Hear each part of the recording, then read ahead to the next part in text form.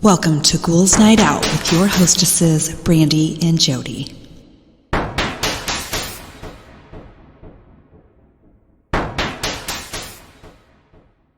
Hello, beautiful ghouls. Welcome. This is Brandy. I'm here with my sister, Jody. Hello. So we have a podcast recommendation. It's actually a podcast that Jody recommended to me. It's called Radio Rental.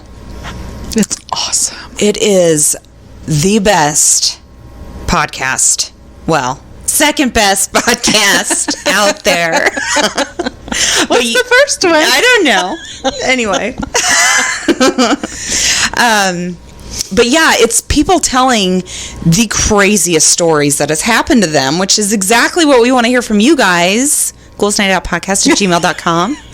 Email us. That would be fantastic. But these stories that they tell, and it's the people telling their own stories, it's fantastic. Yeah. And it's hosted by Rainn Wilson, and he played on The Office, if you guys don't know. He's been on a few other things too. Yeah, it's hosted by him, and he's doing a character named Terry Carnation, and he's hilarious. So check it out if you guys are looking for something else to listen to after you listen to us, obviously. But it's called Radio Rental, so look it up. And just to warn you, there's only 6 episods, yeah, and they're not coming back for a couple months. And yeah, so they've already done their first season. Yeah, it's so worth it. I can't wait. I can't wait till they come out again. But yeah, check it out. It's good. I also wanted to fill you guys in on what's happening with us. So, we've been doing this for almost 2 years, 18 months, pretty much. So I always see, or when you have a podcast, you get sent ads and stuff like that, things that you can do with your podcast. I get webinar, notifications and things that you can do, which one of those things is have ads on your podcast. You can make a little money and advertise for these companies. So I thought I'd check it out just to see what they wanted. I wanted to know what you had to do to get, to start sponsor, get a sponsor. So I started looking up. It's on a specific website. I don't remember what it's called. And I sent in the email to, they wanted it was kind of like an interview. They wanted to know a little bit about our podcast, what we thought that we could bring to these people's products. So I have sent in to the very first one that was on there. And it was they're not sponsoring us, by the way. I didn't do it. They wanted something that I still don't know how I would give them. Anyway, it's for Ball Wash, and it's a brand. Again, we're getting no money for this. But so I sent in, and I figured, we don't take stuff that seriously, so we could do a lot with this Ball Wash ad.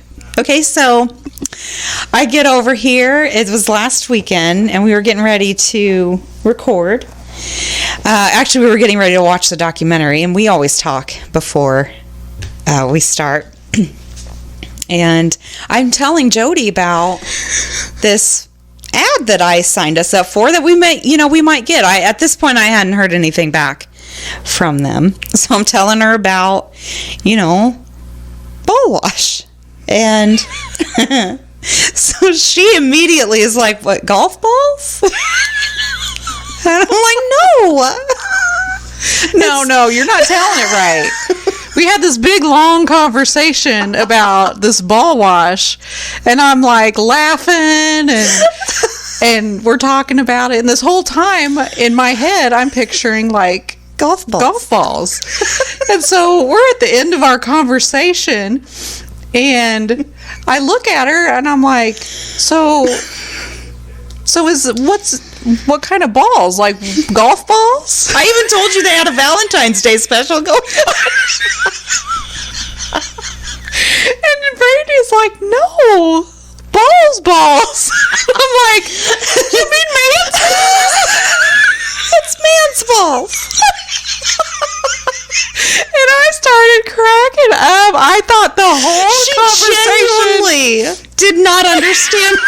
was talking about. I was like, we both have teenage sons.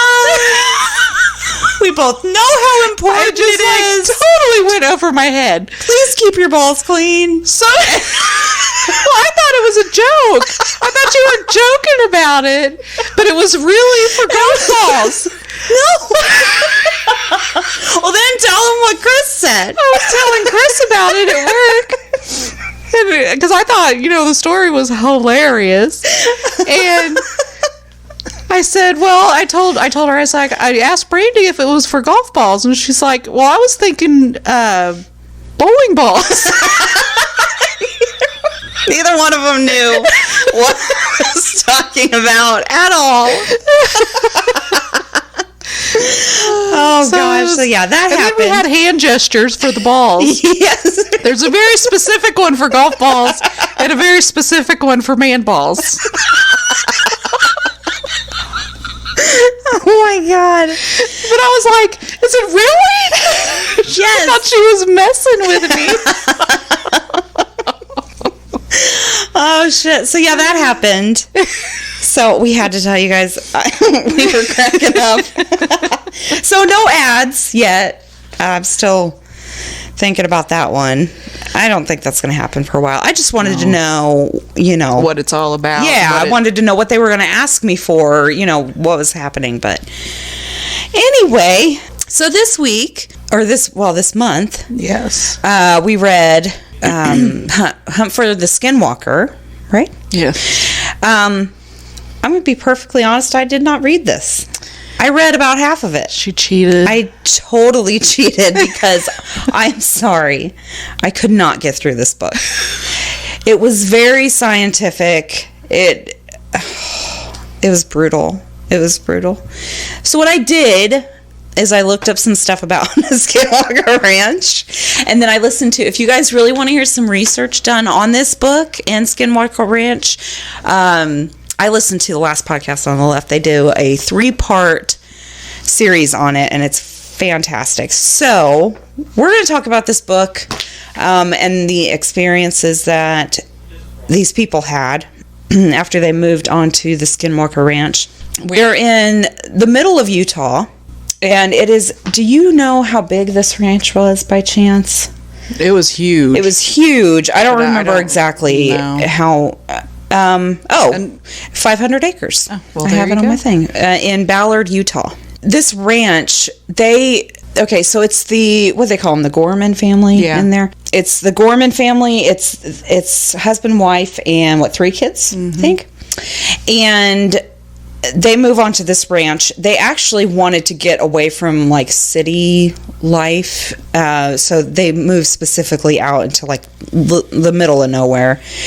They had several head of cattle, and that was their main thing. They were cattle ranchers. So it's also known as the UFO Ranch as well. It borders on the Ute Indian Reservation. Okay, so we'll basically just go over the experiences that they had, because that was the most interesting part of it, in my opinion. Yes, it was. But the main thing is the book is about these scientists. They got money from somebody. I can't remember who it was. It wasn't government funded. Right. It was an individual. An individual funded this research. So the Gormans moved on to this ranch, and they had so many experiences that they wanted out of it. Right. So this guy bought their ranch and funded this research. I don't remember how long they did it. They did it for 8 years. Okay, 8 years. 8 years.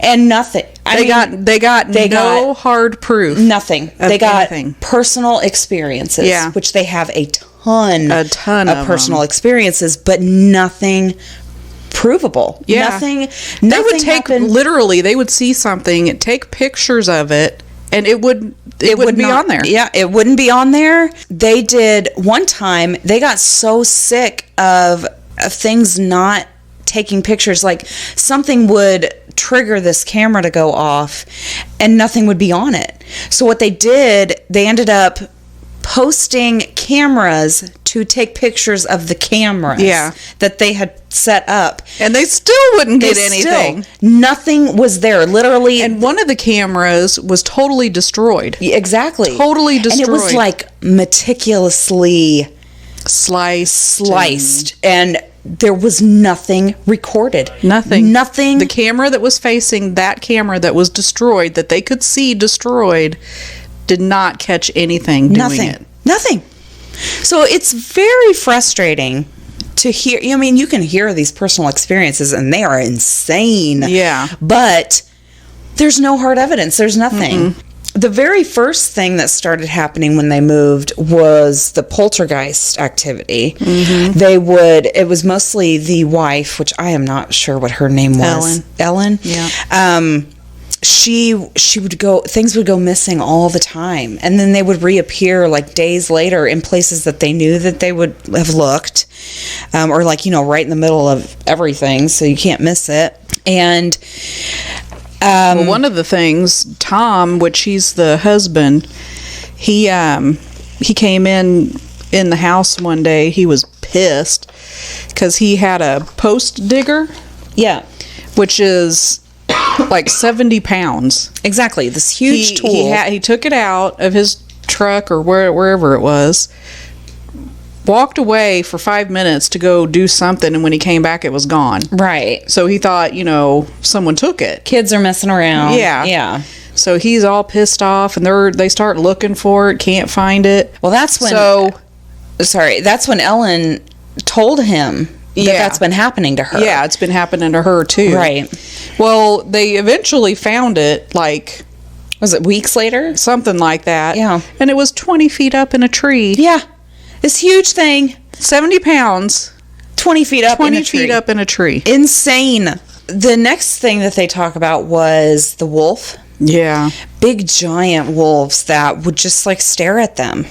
Well, one of them, they were out in front of their house, and this wolf came up to them. They said that this thing stood chest high to a man that was over 6 feet tall. Damn. And it walked up to him. They were petting it and all, But then it ended up going over and trying to eat one of their calves. Right. So that's when they got out their shotguns and stuff. And they're, at first I think they were trying to just scare it off or something. Yeah. Well, it was getting more aggressive. So they ended up shooting it. And they said they actually shot it 4 times with a high caliber rifle. Yeah. And it ran off. It ran off. It like nothing. Yeah. Like it didn't get hit. They couldn't find any blood. They tried to track it, and at some point it just disappeared. That's a thing. A big thing that is around there is cattle mutilation, and that was one of the big things. Was there was never any blood, or very rarely any blood. And these poor cows, they were just tormented. And one of them, I think it was a heifer, it was a female, and it was a blizzard. So they knew one was missing. So he got on his horse, Tom, and started, trying to find this cow. And he said that he found prints. Well, it looked like it was walking and then like full on sprint, like something was chasing it, which is very rare in cows, first of all, to run like that. Yeah. Second of all, in a blizzard, they would want to find shelter and, maybe a tree to lay under, something like that. So she's out in this blizzard, she starts sprinting, and then the tracks stop. Yeah, they just totally stopped. Like she was lifted off the ground. And another one got up one morning, and all the cows were out of their enclosure, which was still locked. Oh. And all of them were dead except one, and it was out in a field off by itself. And the cow had 2 broken legs. Right. He thought that he would have to put it down. He left to get a blanket for it. He said he was gone about 5 minutes, and when he came back, the cow was gone. A few hours later, he looked out the window and saw the cow was back. And it was about 50 yards from its original location. And this time it had 4 broken legs. Right. And he hurried up and, put the animal out of its misery. But he said after thinking about it, he came to the conclusion that the animal must have been lifted into a spacecraft or whatever twice and been dropped in the field. And dropped. Twice to break all those legs. Absolutely. And there was no other trauma or anything on that cow. So, it's so fucking nuts. And there's countless stories like this. Oh, yeah. Countless. They lost so many of the cattle. Another thing that I found fascinating was the big orange... Yes. Like, things in the sky. Yeah, like, gigantic things in the sky. I wrote that down, too. He said that at one point he was looking through binoculars and he saw in the middle of this orange triangle thing that was in the sky, just hovering there, he saw clear as day a blue sky in a hole in the middle of this thing. Yeah. And it was cloudy and rainy that day, so he said he saw blue sky and white clouds through this thing. Another thing very interesting about it that I thought was he would ask people around that area if they saw them too, because there were these gigantic orange things hovering in the sky. So he was like, there's no way other people aren't seeing this. So he decided to drive around it. Mm-hmm. And he said at a certain point, like it was like flat. Like when he went around it, it got to a point where all it looked like was the sky again. Mm-hmm. So it was like a piece of paper. So it's like, what the fuck is that?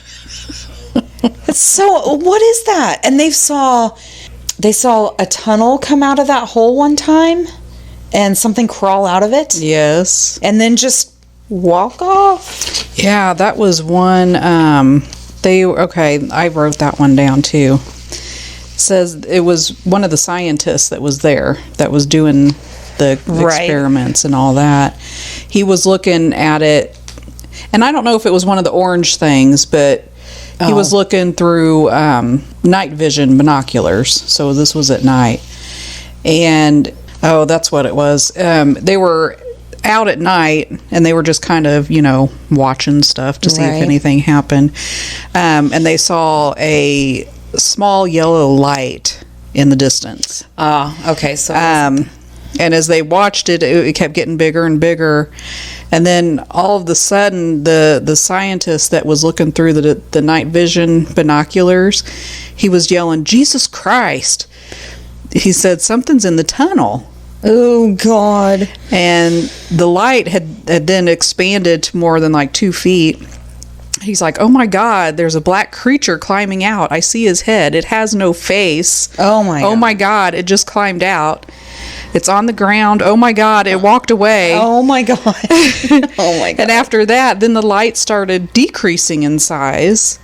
And they said that like within 30 seconds, the light had shrunk to about half of its full diameter. So that's a fucking doorway to a portal to hell. So, yeah. But what was weird was he was the only one that saw the creature. Everyone else just saw the light. So it had to be through the night vision? Yeah, he was the only one that was looking through the binoculars. Oh my gosh, it's so creepy.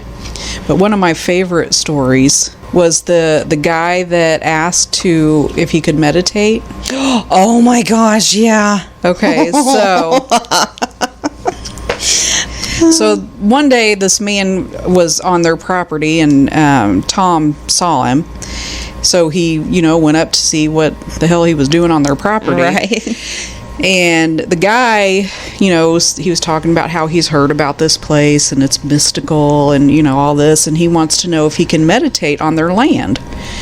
And Tom's like, rolling his eyes. He's like, yeah, whatever. So he goes ahead and lets him. So they all go to, it's Tom and his son and then this meditating guy. They go to a small pasture that's surrounded by trees, and Tom and his son they were standing a little bit away from this guy. He said that the man was standing there in a almost like a religious pose, with both of his arms spread out. And, you know, they're just sitting there watching him. And then Tom sees, or in the distance, Tom starts to hear this cowbell noise. Right. And he thought it was weird because none of his cows wore cowbells. Right. And he said it sounded like it was coming from deep within the trees. Mm-hmm. So he's looking in the trees, and then he could see this faint blur. Something was moving really fast between the trees, but he couldn't make out a shape, but he knew it was something big. And without warning, something broke from the tree line and moved really fast toward the meditating man. And he doesn't realize this. He has no idea. His eyes are closed. He's meditating. He's in his little world or whatever. Tom said that when this thing came out, but it was still blurred. Like, he said, he described it as if it was something that was hidden in the middle of a heat distortion. Right. And he said the shimmering, wraith-like, huge thing stopped inches from the meditator's face. And then it let out a deep-throated animal roar that echoed around the ranch. Oh, my fucking God. He said it sounded like half bear, half lion. He said the stranger leaped back and fell down and began screaming. The creature left for the tree line at top speed.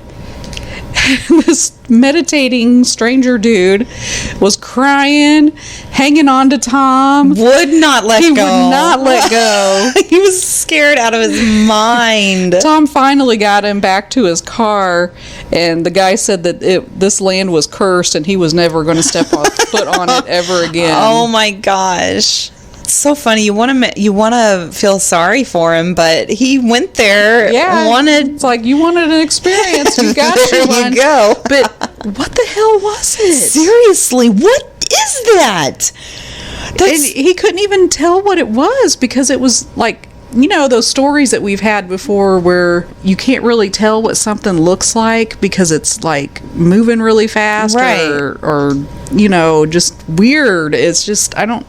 And there's so many of these stories, and just on this piece of land. And there's a lot of Native American lore about it and why it's happening there. Even the FBI sent people out there because they viewed this land as a terroristic threat. Like, it's insane. I mean, nobody knows what's going on. Nobody knows why. It's just the amount of activity is just so concentrated. And it's all kinds of, there's orbs that are blue that have like this swirling liquid inside of them that makes this noise like a crackle, like lightning crackling. There's orbs that are red. And these orbs, like, I think the blue ones, they said killed some of his dogs. Oh yeah, that's right. Yep. And they like incinerated. There was like this goo left. It was like this tarry goo left of these dogs. Yeah. When they were barking at it, and like the poor dogs. I know. Going back to the poltergeist activity, wasn't there something about a locked door in their house? Well, when they first moved in, they did notice that most of the doors had locks from the inside and the outside, so that you could lock yourself in or lock something out, or you know what I mean. And they thought that was strange, but then they realized after a while, because I believe it was the cattle pen that was constantly open and letting the cows out, and the doors in their house would be open as well. And what the fuck? Why? What's happening?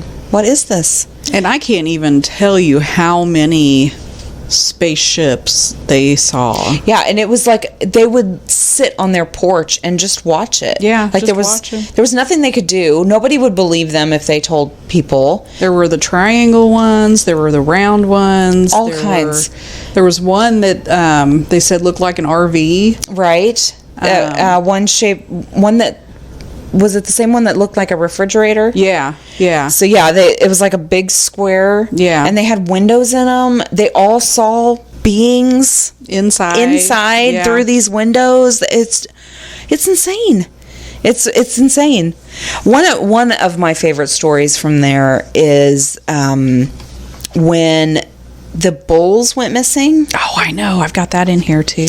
So they had 3 bulls. There were 4. Oh, 4. Yeah. Oh gosh, 4 bulls that they would use to mate with their cattle.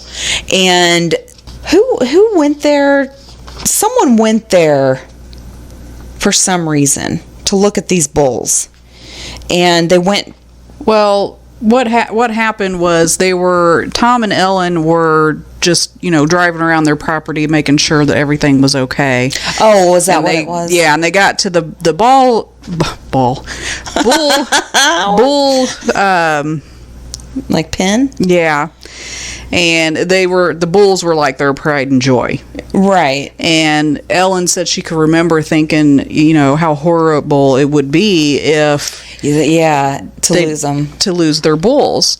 So, but she never said it out loud. That's just what she was thinking. So they keep going, and they're going around their property. It's 500 miles is what we said. 500 acres. Yeah. And on their way back, they noticed that the bulls were gone. Yeah, none when of them they came back.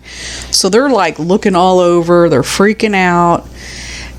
Tom goes by. There's a not too far from the bullpen is this trailer that they don't use. It's locked up. Said they haven't used it in like 5 years. Yeah, like there's there. One way in, one way out. Right.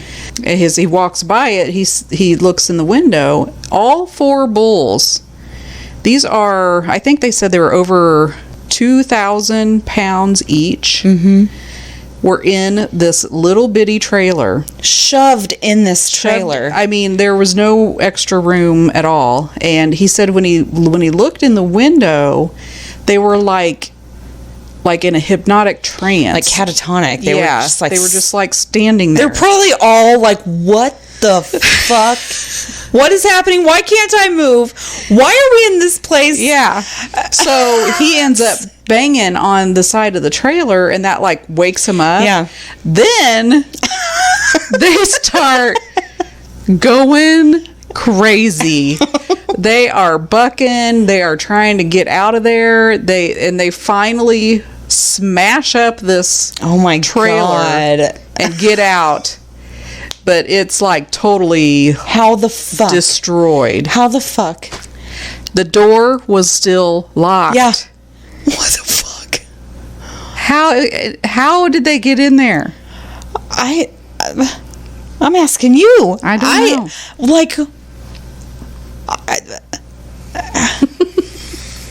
What the fuck? How does that even happen?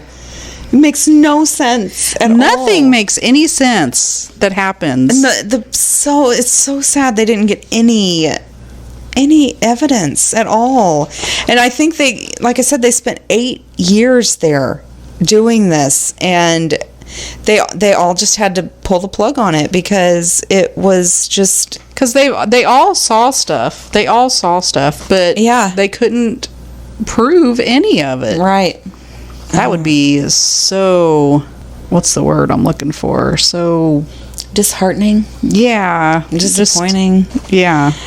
Yeah, that's it's very sad. Oops, excuse me. Anyway. It says in another instance, a family saw their field light up as if by football stadium lights. So they saw lights. They had a $22 million budget. From Robert Bigelow was his name. Okay. They see Bigfoot. It's literally almost anything that you can imagine. Lethal blue orbs. I printed off some information. So lethal blue orbs, which killed their dogs. Mm-hmm. The muscular hyena. Do you remember that one? Yeah. Among many bizarre animals that they claimed to have seen. Poltergeist activity, a portal to another dimension. Skinwalkers, obviously. Yeah. Crop circles was another thing that they experienced. That wasn't in the book. Oh, it says, well, they call them the Sherman family on this one. They've changed their names a couple times to avoid attention or whatever, but I think it's the Sherman family. That was actually their name. But the Sherman family often found crop circles laid out in triangular patterns. They also reported finding neat, perfectly proportioned spherical holes in the earth. They never figured out what or who caused these markings, but noted that it would be unlikely for them to miss a human visitor sneaking up. Yeah, that was another thing about the cattle mutilations. I don't know if anyone or if you guys are familiar, but I mean, in one instance, like the whole asshole was cored out of this cow, and what do you need an asshole for? Like, what is that? That and their reproductive organs. I don't remember what else. And the lack of blood was another thing that they noted, especially with the cattle mutilations, because it would be within, because that was their job, that they took care of those cows, that, they had to take care of them. That was their life. So, they made their money, and it would be within hours that these cattle were mutilated and no blood. Like, what is that? I mean, it's like they literally took a blood-sucking vacuum to these cows. And the Predator, you remember that one? I think that was what they were describing about that blurred thing. Oh, I see. Okay. Sea snakes? I don't remember that either. What was that squid thing I saw on your paper? Squid? Because I don't remember anything about any squids either. Well, that was another thing, because I said, on that other page. Mysterious squid. An unnamed witness claims to have seen mysterious squid on the ranch as depicted in a sketch. Very little is known about the creature. It is perhaps related to the giant sea snake sightings, although it is mere conjecture. Details seem extremely scarce. So that was just like another person that claims to have had an experience on that land. Have you ever heard about things that people have seen, like floating around in the sky, that look like giant squids? I think so, yeah. Maybe that's what it was. And, with all of the other UFO sightings and everything else that happens, that wouldn't surprise me at all if they saw that phenomenon on there as well. You can also go to skinwalkerranch.org. And it's, any story that you want to hear, they have categories of stories. Oh, really? Yeah. I don't think there's any pictures. I don't think any pictures would turn out on the ranch. I don't think they got any kind of pictures. Yeah, so I posted one on Instagram that I think it was like an overhead shot of one of the buildings on the property, something like that. Oh. But, you just don't know. It's such a large span of land, and there's so much crap that goes on there that you just can't go and take pictures and, like you normally would. I wouldn't want to go there. I would be way too scared. They saw things anytime. Broad daylight, some of this stuff happened. There was another story. Ellen was, I think she had just come home, I think, and they had a gate that you had to get out of your car and open and then drive through. And she had just got back into her car, and she sees something out of the corner of her eye, and she looks over, and there was another one of those big wolves. Right. Like right by her car. Yeah. Actually, I think she said it was a truck. And its head was even with her head. Mm-hmm. It was standing on the ground, and she was sitting up in this big truck. So it had to have been huge, like 6 feet tall, huge, on 4 feet. And in the distance, like behind this wolf, was another creature that she couldn't even really describe what it was. Oh my God! She said it looked like a big dog, but its head was too big for its body. Oh my God! I would freak out. Exactly. I would freak out when my stuff went missing and I couldn't find it, let alone seeing anything. Like, I don't know how they spent as long as they did there. They ended up leaving in 1996, I think. I don't remember when they moved. But these sightings have been reported since the 1950s on this particular land. So, it didn't matter what was going on. They were going to be there no matter if that family had taken that ranch or not. Yeah. And it seemed like, and that was another thing that they were talking about as to why they couldn't get any hard evidence, was because nothing was repeated. Yeah. It was all different. That's why they couldn't do scientific research, because that's what scientific research is you study something over the same thing over and over again to figure out how it works. Right. None of this stuff happened on a consistent basis. Exactly. It would be whenever they wanted. Yeah. And they really said that they felt like they knew that whatever this was, it was in charge, no matter what. Oh, that reminds me. One of the stories, this was another one where the scientists out there one night, and he was looking at his night vision goggles, and all of a sudden he yells, "Jesus," and he was looking at the tree line. He said, "There's a huge black thing in the trees just in front of us, and it's moving north. It is big, and I'm not sure if it's in the trees or behind the trees. It's blocking out the stars." Yes, it was blocking out the stars. The other scientist was taking pictures as this was going on, but the scientist taking the pictures could not see what the other scientist was seeing. And then the scientist said, "It's still moving." He said, "It's got me. It's saying we are watching you."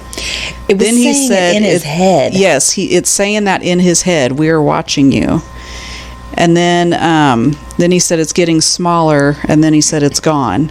He said it took control of his mind, and he sounded really confused when he was telling his story. His name was Eric something, I believe, and he was the one that saw the creature. Is that what you said? Mm-hmm. Yeah, he was the same one, and he, like, even when he was not on this land, he had experienced UFO stuff.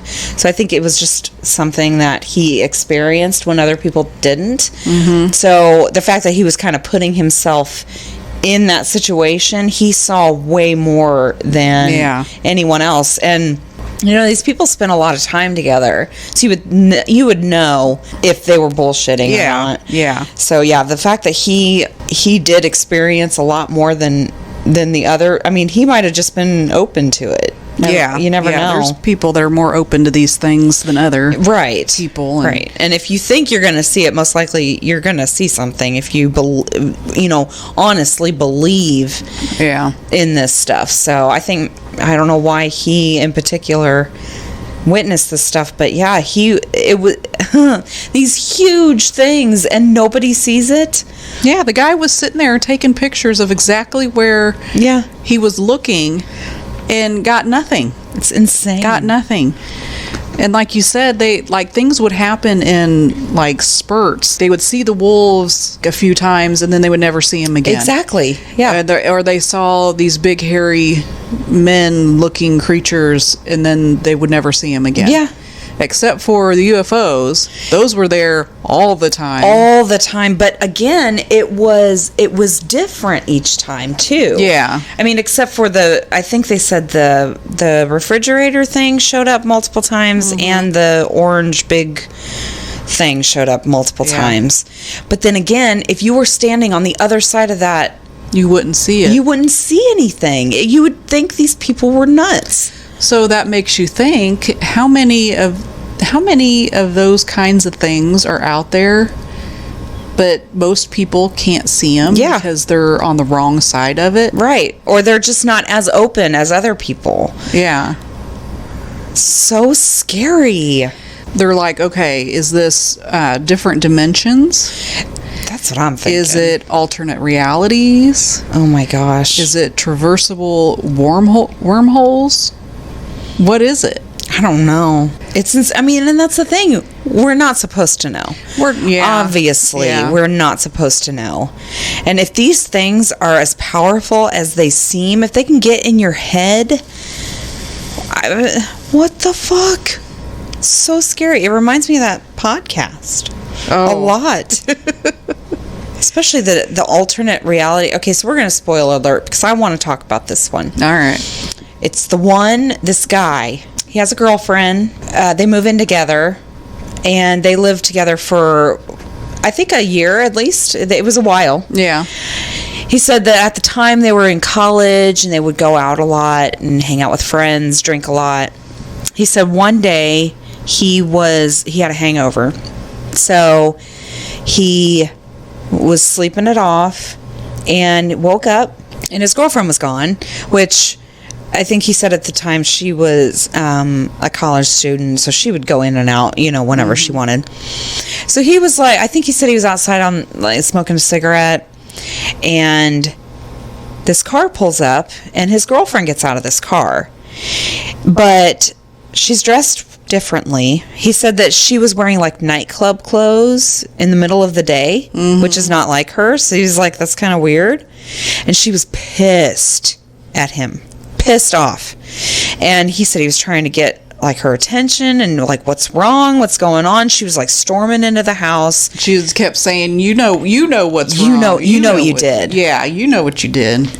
Never would actually say what she was mad like, about. You know what you did. I know what you did. Everybody else knows what you did. But she wouldn't give him a straight answer. So he's following her around. She's getting a bag and like putting her shit in it, getting her clothes. She throws a few things at him and they break everywhere. And then she storms out of the house, gets into this cab, drives off. And he watches her get in this He's standing there watching her like, what the fuck just happened? So he's standing there watching this cab drive off, and then he feels someone hug him from behind. And he's like, he's weirded out at this point anyway. His girlfriend looks weird. She's all pissed off. He doesn't know why. She won't tell him why. And then someone's behind him hugging him. So he kind of like, flips out and looks behind him. It's his girlfriend. Mm-hmm. She is wearing her normal clothes, and she is smiling and like, hey, how are you? I just got chills. He's like, what the fuck is going on? So he tells, did he say he waited to tell her a little bit that it was her? No, I think he told her, and she's like, whatever. Yeah. Well, they end up going to the security office or something. Well, he's like trying to figure it out in his mind what the fuck just actually happened. So he goes inside, and her clothes are gone. Things are thrown around. All the shit that she threw at him and broke was laying on the floor broken. So they go to the security office, and they watch the security camera, and there on the security camera is his girlfriend in these weird clothes, screaming at him, throwing stuff at him, pissed off, on the security camera. Yep. And then, like, what? I don't know. It's the creepiest thing. That has to be an alternate reality. It had, like, what other, unless he didn't get a good look at her face, and because the girlfriend, like, she has stuck to the story that she thinks someone was trying to steal her identity. So they came in, made a scene, stole her shit, and then left. But he said he had to have seen her, what she looked like, right? He was following her around the whole time in his apartment. He said he was like a foot, maybe 2 feet away from this girl, looking at her face. He said that was my girlfriend. 100% that was his girlfriend. The voice, yeah, everything. It was her. Everything about her was the same, except for the way she was acting and the clothes that she was wearing. He said that was weird, and he didn't recognize the clothes. Yeah. But he's like, that was my girlfriend. He is, stuck to that. She doesn't want to believe that, that's something that crazy could happen. So she's like, no, someone was trying to steal my identity and took my shit. But crazy. I don't know. Yeah, you guys got to listen to that. It's so good. It is really good. Anyway, but that, I mean, when you said alternate realities, that's what that reminded me of. Because, I mean, there is no other explanation. And who's, like, what pattern did he follow to get in that reality? Or, you know, what did he do to step into something that was, you know, like, we could be doing anything. That podcast makes you want to stay at home and never leave and hope no portals come at you or whatever it is. It's so crazy. But yeah, all of those stories from Skinwalker Ranch are just insane. Outrageous. They're nuts. I couldn't imagine being in a situation like that. No. I could not even imagine. No. I would be, and I was actually thinking about another one of those stories where they, you know, where you're just going on with your normal life. You're doing things that you're not even thinking about doing because you do them every single day. And something happens to where, you know, you have to stop and really think, and what the fuck is this? Well, it's like that one story I told you about where she's dipping her chicken nugget into the barbecue. Yes. Where the fuck did it go? Yeah, because she saw it drop, or she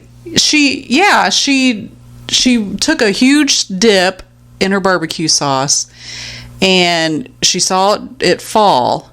And then, what, an hour later? And then she put down her chicken nugget, and she's like looking for the sauce. Right. She's looking in her hair. She's looking everywhere. Yeah. She goes into the bathroom, look in her hair to see where it went, or look on her clothes, like she's looking in the mirror to see if she can see it better. You know.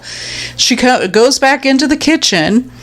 She picks up her chicken nugget, and it falls on her chicken nugget. The barbecue sauce falls on her chicken nugget. Like, however many minutes later, 5 minutes later. Oh my God. What? I think it fell on her hand or something. Yeah, it was noticeable. Yeah. It's like, what the hell? Seriously, what is that? Was it like suspended in the air? I don't know. Insane. It makes me really wonder if we are like in a matrix and nothing is real. And I don't know. Oh my gosh. It's so scary. I don't even want to think about it. I'll just be oblivious. Thank you. Exactly. Just go through my life and turn my head this way. I don't need to know. Exactly. I love to talk about it, but I really don't want to know. And that's the whole thing, and that's one of the reasons why, you know, these are so insane, because you don't know. There's no, like, what the actual fuck? Mm-hmm. You will never know. No. It's just a complete mystery, and it's insane. It's very, very weird. Very weird. But anyway, if you guys like boring books, I didn't think it was. I thought it was interesting up until I did read half of it. I think it was kind of cut up into like 3 sections or something. Oh yeah. The third one, I admit I didn't read all of it either. Well, I think those were just like the theories that they had after this 8 year. There was a whole bunch of stories about other places that didn't even have anything to do with the ranch, but it was like similar things that happened at other places. Yeah. Lots of theories, lots of what ifs, you know, right. I mean, it was I thought it was interesting. It's good. I mean, I read half of it. He wrote a lot more than he needed to. Exactly. That was my problem. Yeah. For sure. That was the reason. Yeah, it could have probably been cut in half. Yeah.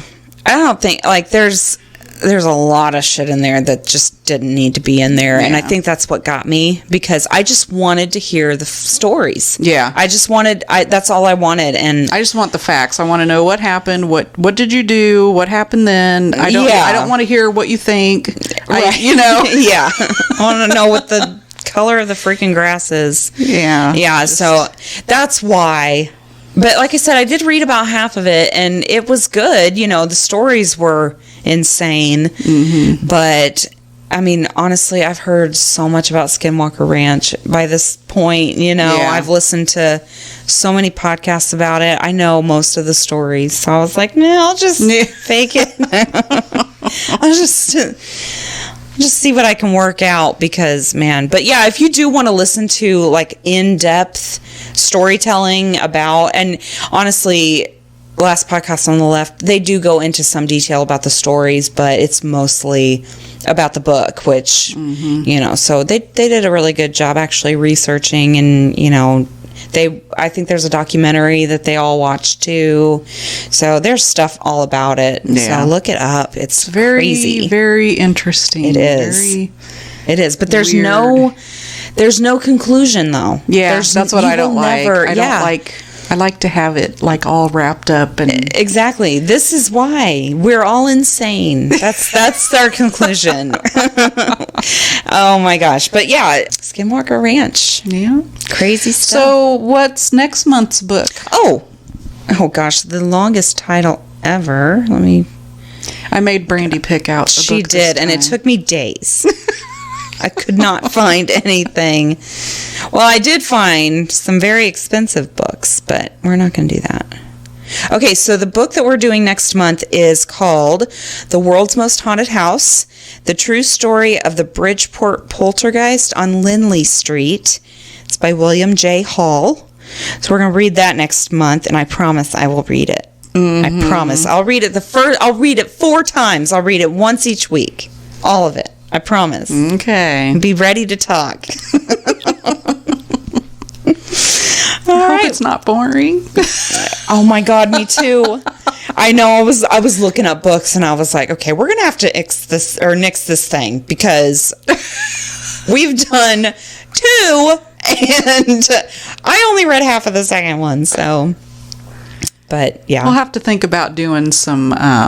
Maybe some true crime or something. Well, I did think about that. Yeah. Because there's a ton of Anne Rule books that we could read.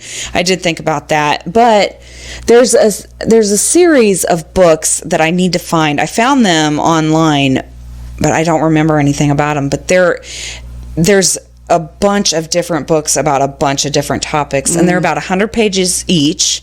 So it wouldn't take us long at all to read. Yeah. So I might look that up again, see what I can find on that. But yeah, we could totally do true crime if it's interesting enough. Yeah. And if anyone has any suggestions, absolutely, or have any books they want us to read and tell you about, then just let us know. Yeah, that or documentaries that we can watch that you guys have seen that you think is interesting or funny or really, really bad, really stupid. We will watch it.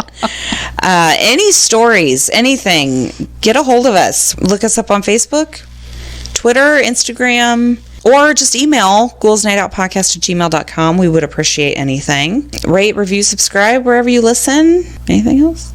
I don't think so. All right. Well, we will talk to you next week. Later. Bye.